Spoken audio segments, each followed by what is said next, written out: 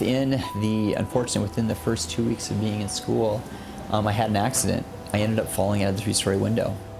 Billy Price was 18 years old and a freshman at the University of Washington. The fall broke his neck. It was a life-changing event, and within an instantaneous moment in time, I went from a very fiercely independent person to living my life being in a wheelchair. There was a moment in time where I was laying on my hospital bed, and my mom, she knelt down next to me, and she said, it's going to be okay. Everything's going to be okay. And I kind of lashed back, saying, you know what? It's not worth living if you can't walk. And what that was an indication of how dark of a place I was at.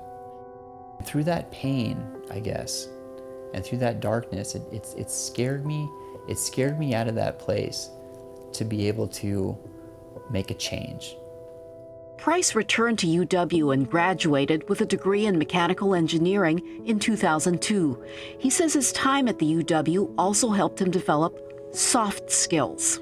At the University of Washington, it really was being able to network with people and to be able to, problem solve and to be able to manage your time.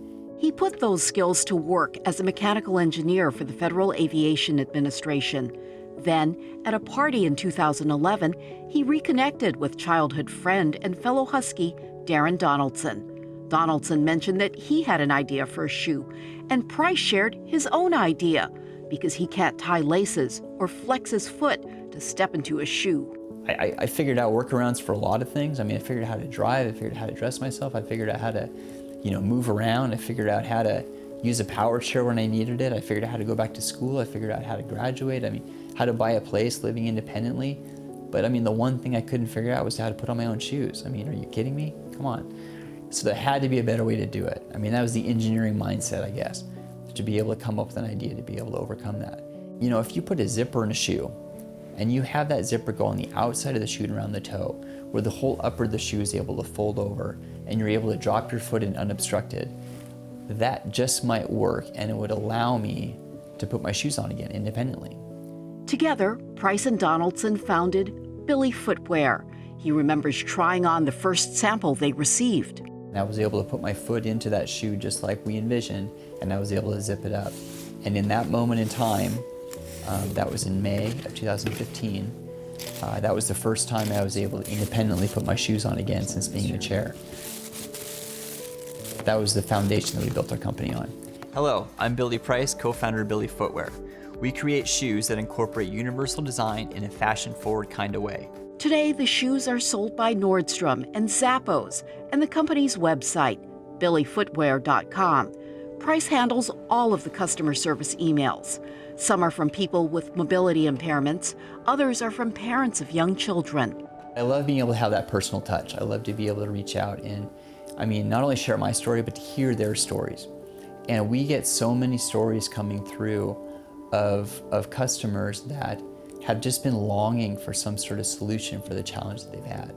We've had situations where parents will say, my child is now able to get their shoes on by themselves independently for the first time in their life.